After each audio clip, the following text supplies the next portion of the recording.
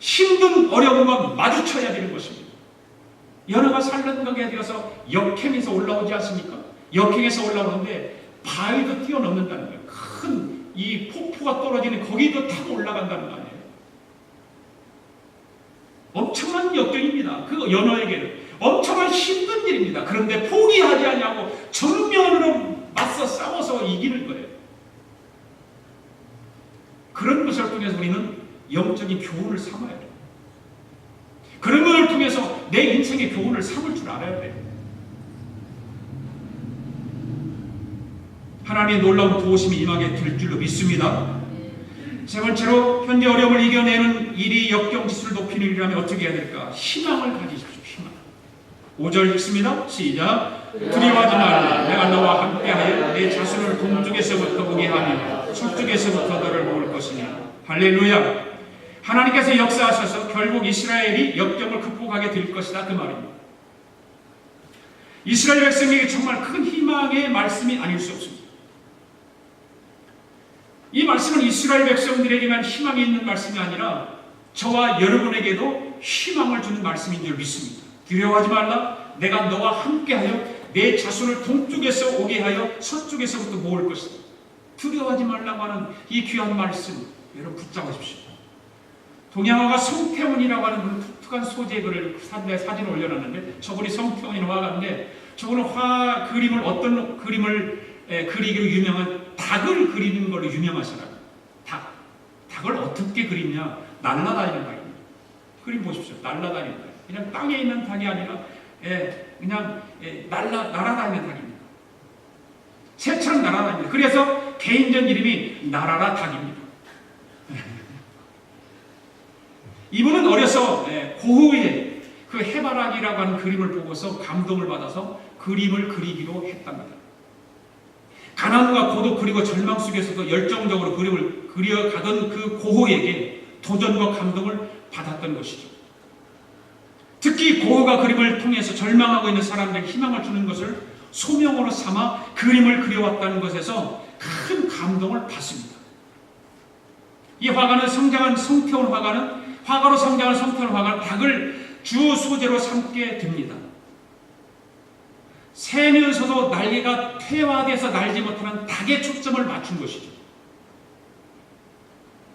절망에 빠져있는 사람들이 바로 저 닭과 같다고 본 것입니다. 낙심이 있는 사람들, 좌절해 있는 사람들, 어떤 어려움에 처해 있는 사람, 그런 사람들을 생각하는 거예요. 그래서 비록 새과의 닭이 속하긴 하지만 날지 못하는 그런 닭을 날아다니는 닭으로 표현해서 그림을 그린 것입니다. 바로 무슨 말입니까? 절망하는 사람에게 희망을 주기 위한 것입니다. 참 기발한 아이디어지 않습니까? 네. 그러니까 이 상상력이라고 하는 것, 사람의 상상력이라고 하는 것이 대단한 거예요. 그 고흐의 그런 위대한 그 그림의 생각들을 발견하고 감동을 받으면서 자기도 뭔가 그런 감동을 주고 싶은 마음이 있던 것이죠. 그래서 절망하고 낙심하고 좌절 가운데 힘든 일을 당하는 그런 사람들에게 희망을 주기 위해서 나라라 닭이라고 하는 그런 주제를 가지고 전시회도 하고 그림을 그린 게 된 것입니다. 그렇습니다. 견디기 힘든 어려움을 만난 사람들은 모두가 닭과 같은 좌절을 느끼게 되는 것입니다. 날고 싶어도 날지 못한다. 그냥 날개만 푸닥푸닥 할 줄 알지 날지 못하는 거예요. 자기 힘으로 그 어려움을 헤쳐나갈 수 없음에 좌절하고 많은 그런 어려움을 만나는 사람들이 이 세상에는 얼마나 많은지 모르겠어요. 그 견디기 힘든 어려움 앞에 무릎을 꿇고 절망하게 된다 그 말입니다. 사실 우리는 닭과 같은 존재들이 아닐까요? 우리 자신들을 볼 때 너무나 연약하고 우리 자신을 보면 좌절하게 되고 세상 유혹에 쉽게 넘어지고 또 넘어지고 반복해서 죄의 유혹에 흔들리고 있고 조그만 그런 힘든 일이 어려움이 닥쳐도 두려워 떨고 그 어려움을 극복해갈 힘이 내 안에 없음을 발견하고는 또 좌절하고 그래서 우리는 우리 안에서 그 어떤 희망도 찾을 수 없다는 사실을 알고 좌절하는 사람들이 얼마나 많아. 이 세상에 그런 사람들이 너무나 많아. 이렇듯 우리는 우리 자신에게 그 어떤 희망도 찾을 수 없습니다. 그러면 어떻게 할까요? 그 좌절하고 힘들고 낙심천만에 있는 그런 삶을 살아가는 그런 사람을 어떻게 해야 될까요? 로마서 15장 13절 말씀을 한번 읽어봅시다. 시작. 소망의 하나님이 모든 기쁨과 평강을 믿음 안에서 너희에게 충만하게 하시고 성령의 능력으로 소망이 넘치게 하시기를 원합니다. 할렐루야. 한마디로 하나님께 소망을 두라고 말합니다. 하나님께서 소망을 주시겠다고 하는 말씀을 우리에게 허락하시는데 그 주신 약속의 말씀을 붙들고 그 하나님께 소망을 두라는 것입니다. 이 세상의 어떤 것도 우리를 소망의 길로 인도할 수 없습니다. 우리에게 희망을 줄 수 없지만 하나님께 소망을 두면 하나님께서 우리에게 그 주시는 소망을 붙들고 나가면 희망의 힘이 생기는 것입니다. 진정한 소망은 하나님께로부터 오는 것입니다. 하나님께서 우리에게 참된 소망을 주실 때 우리는 비록 닭과 같은 존재이지만 저 하늘을 날 수 있는 희망을 품을 수 있게 되는 것입니다. 그 희망이 없는 사람들을 누군들 없겠습니까? 누구에게든지 희망이라고 하는 건 다 있습니다. 그런데 우리의 희망을 어디에 걸고 있느냐? 하나님께서 주시는 그 소망 안에 희망을 품기를 원합니다. 지금 여러분 앞에 견디기 힘든 어려움이 있다면 여러분 자신을 한번 바라보십시오.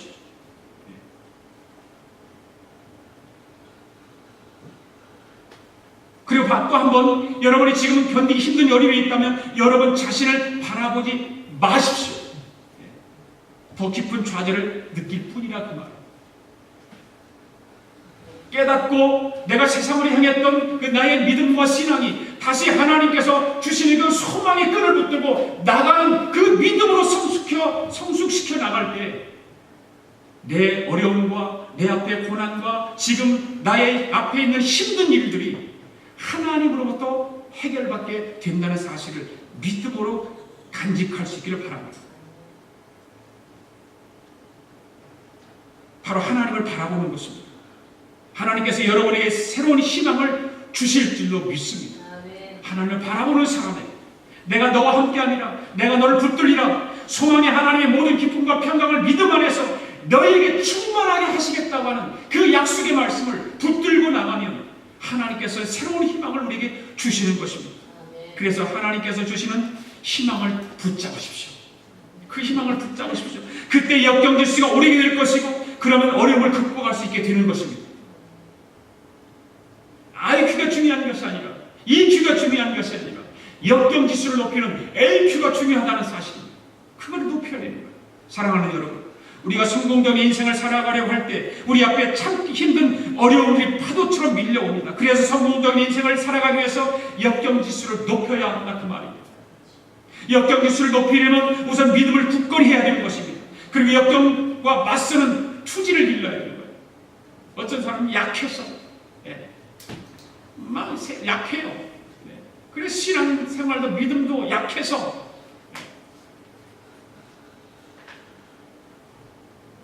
그리고 늘 하나님께 주시는 그 소망의 끈을 붙잡고 살아갈 수 있기를 원합니다. 그럼 하나님께서 놀라운 일들을 우리를 통해서 이루어 가실 줄로 믿습니다. 그러면 우리는 행복해지는 것입니다.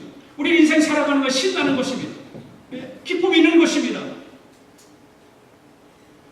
우리 아가페 교회 성도 여러분들은 이 한 주간 참으로 견디기 힘든 어려움을 이겨내려면 하나님께 주시는 소망의 끈을 붙잡고 포기하지 말고 반석 같은 그 믿음을 굳건히 하시는 저와 여러분이 다 되실 수 있기를 주님의 이름으로 축복합니다.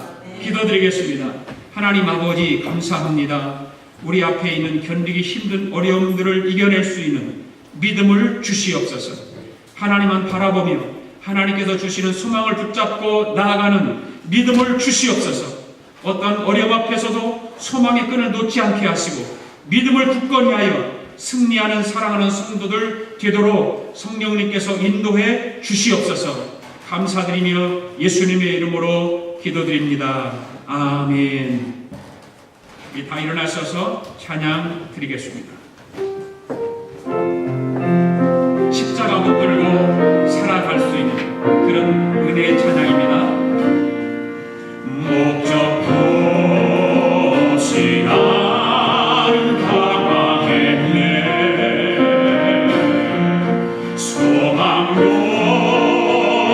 없이